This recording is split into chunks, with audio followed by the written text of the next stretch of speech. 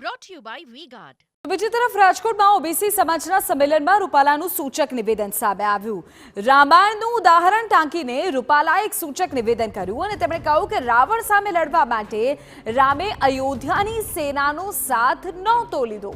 વનવાસીઓ અને વાનરોની મદદથી લંકાનું યુદ્ધ ભગવાન રામે જીત્યું। તમારા સહકારથી આપણે ચૂંટણી યુદ્ધ જીતવાનું છે તેનો વિશ્વાસ છે। આ પ્રકારનું નિવેદન રૂપાલાએ કર્યું।